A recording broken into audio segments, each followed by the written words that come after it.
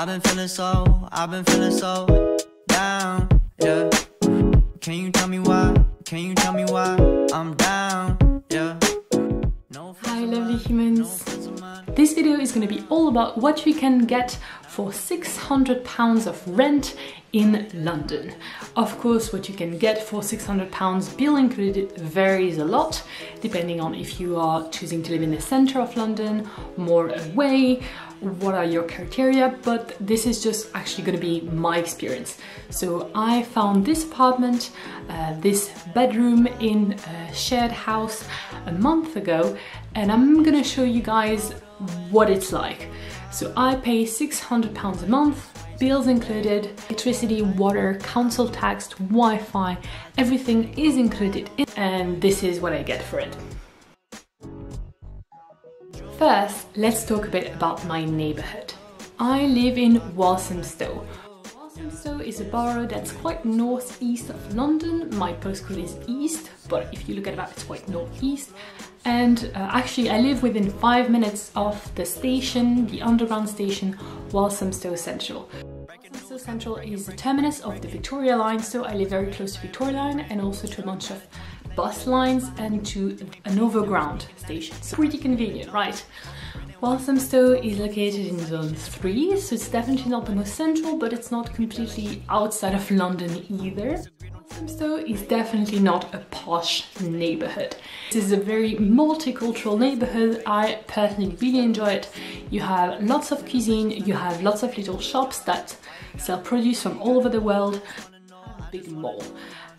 This is the first time in my life where I'm living close to a mall, and this is very convenient because we have 2 Lidls, we have an Asda, we have all the clothing that you can want, we have multiple Poundlands, so like shops where you can buy stuff for £1.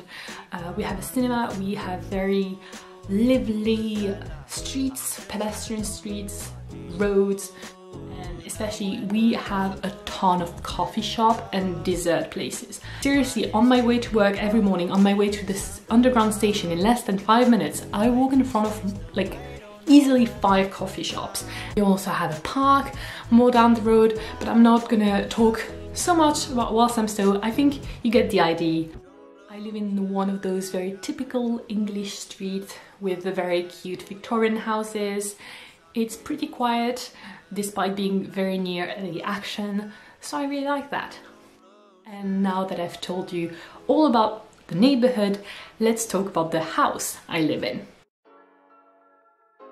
So the house I live in is very typical, as I said, Victorian houses with 2 floors.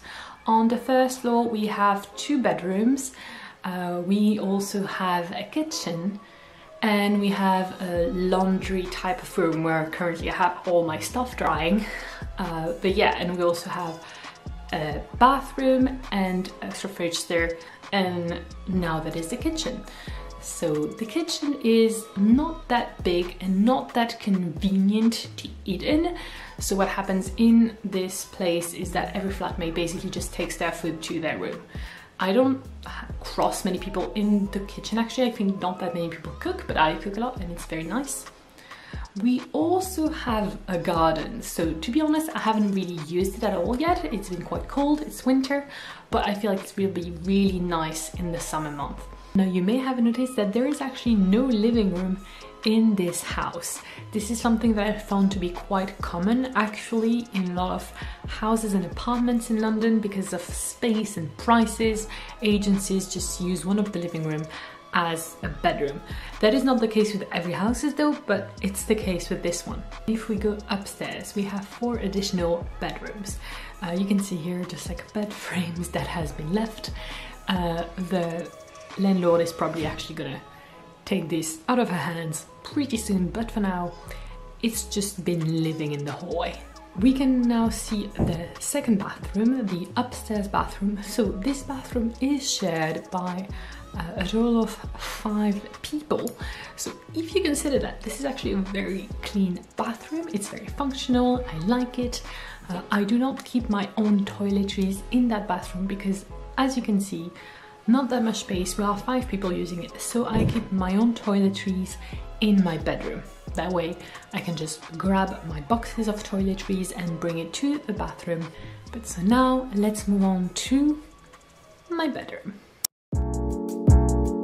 So I chose this house really for that room. I really like how bright it is, how much light I get, how high the ceilings are. I have enough space to store my clothes and belongings. I have a desk, and most importantly, I have this adorable chimney top that I've been able to arrange as a shelf for all my cute knickknacks. That's something I really appreciate and I think gives a real charm to the room. I've also been able to put mirrors everywhere, and with the mirrors and those big windows, I feel like the room feels very airy, very bright and very big.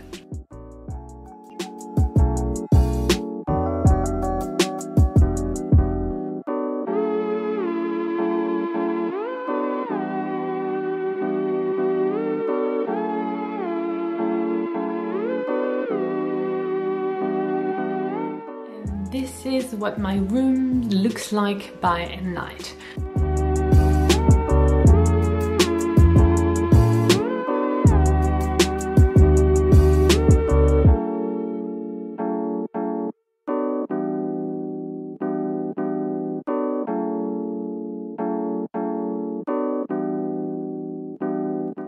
This is quite a big room compared to what you usually get in London, especially for a price of £600.